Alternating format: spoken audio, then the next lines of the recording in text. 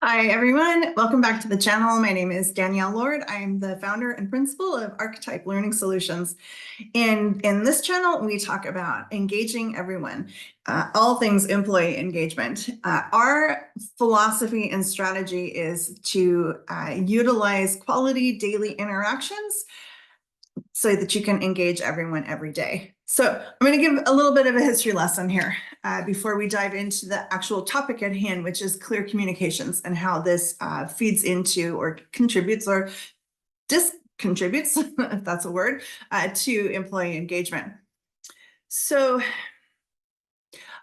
a lot of our modern organizations coming out of the post-industrial era were founded on the principles of scientific management, which means that the entire organization was set up on the principles of productivity and making money. And that's a good thing. Businesses are in business so that they can make money and remain fiscally viable. That's very important. We can't overlook that fact. However, when everything or the entire focus is on the task and the productivity, we lose sight of the human element that needs to exist or does exist within the organization. It does exist, it needs to be nourished, let's put it that way.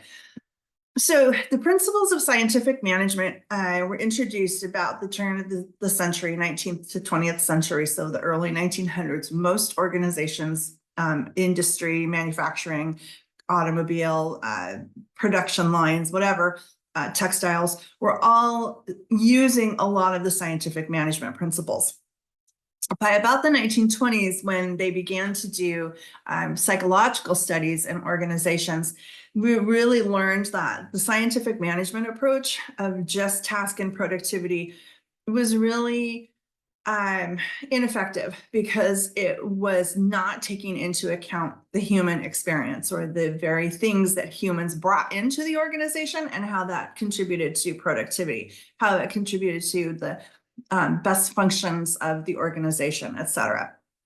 So by about the 1930s, 1940s, this idea of heavy task, high productivity only, that major focus of that started to fall out of favor. And we started to see the introduction of some more humanistic principles that were starting to be interjected into organizations. Unfortunately, about that same time, we started to see the rise of the big consulting houses. I won't name any of them just for self-protection, but you probably know who those big consulting firms are. And they were founded on scientific management principles. They were started by accountants. And now I have no bad feelings about accountants, but accountants look at money, and they oftentimes don't, in their very compartmentalized approach of focusing on money, don't factor in the human experience into those equations. It's simply very cut and dry. Here's the money. Here's the T chart, right? Here's the debits and credits on both sides of the T chart. So these large consulting firms were started by accountants using the concepts of scientific management as the principles of how they approach organizations in terms of saving them money. So what do? We look to those large consultancy firms that are often function internationally and say, wow, they really know what they're doing because they are this big and they function internationally. So they must know what they're doing, right? And so we tend to hold kind of a lot of truth and weight with those organizations that are functioning that way and putting out this idea of scientific management as being the way to do business. So fast forward, now I've left the corporate sector. 2021, I think, is when I left the corporate sector to start my business, and learned all about networking. And that is really the backbone of a lot of small businesses, is this idea of networking and really focusing on the relationship as that cornerstone of getting and driving business for your success, which is all about the work that we do at Archetype. Just naturally through my profession in organizational development, we tend to put the humans, the human experience, the human perspective ahead of everything else, because we know foundationally that's what makes businesses thrive, or the human elements, the relationships.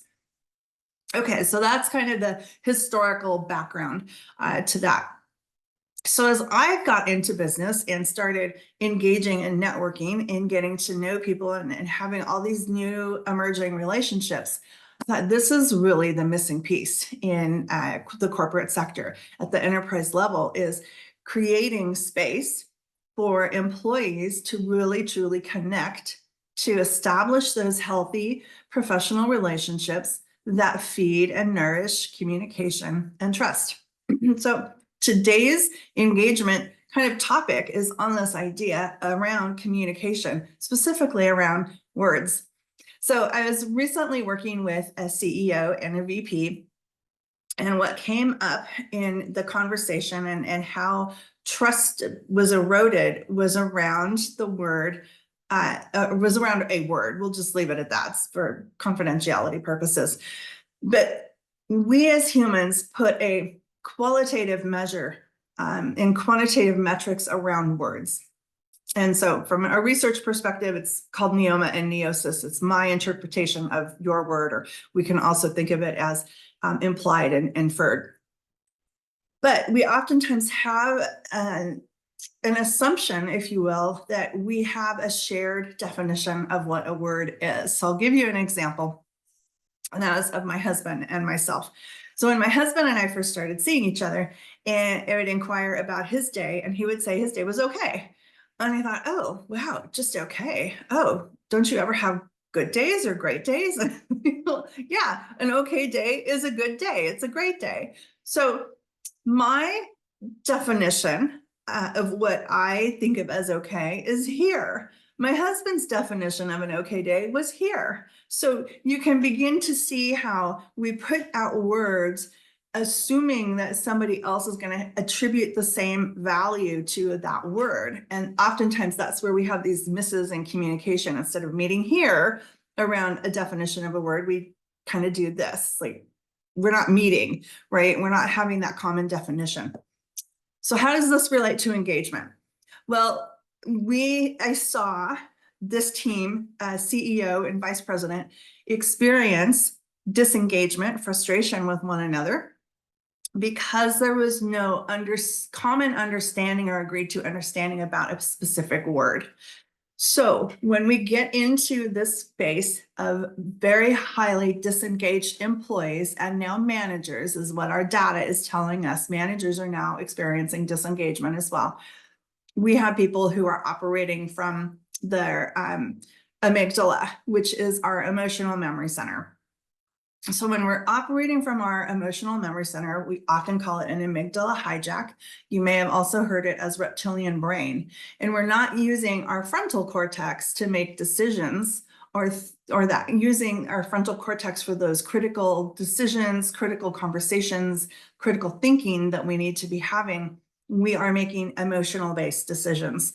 And when we make emotionally based decisions, they're usually not as effective as a well thought out decision that comes from conversation, because we're all in that space of I'm so frustrated, I'm angry, I'm disengaged, I don't want to be here. And so now we're not nourishing the relationship, but we are focusing on what is in it for me right now. And the more we do that, the greater our divide is within our ability to trust one another, have meaningful conversations, and have mutual respect. And so we start to see engagement erode even further.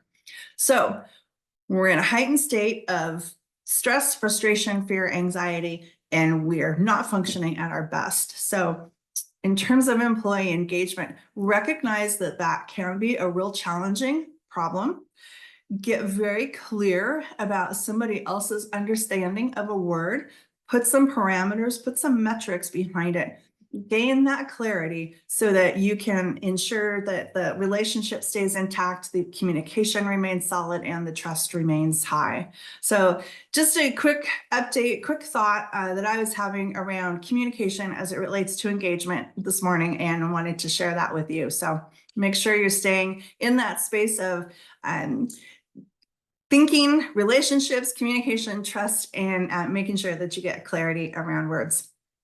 All right, if this message resonates with you, I hope that you'll continue to follow along, click the share button, like us, or I guess it's not the share button, it's the subscribe button, that's the one. But feel free to share this information, ask questions, leave comments below. I'd love to hear from you. So thank you so much, and be back next time, maybe even later today, as new thoughts about engagement emerge. I will be sure to share. Thanks so much for watching.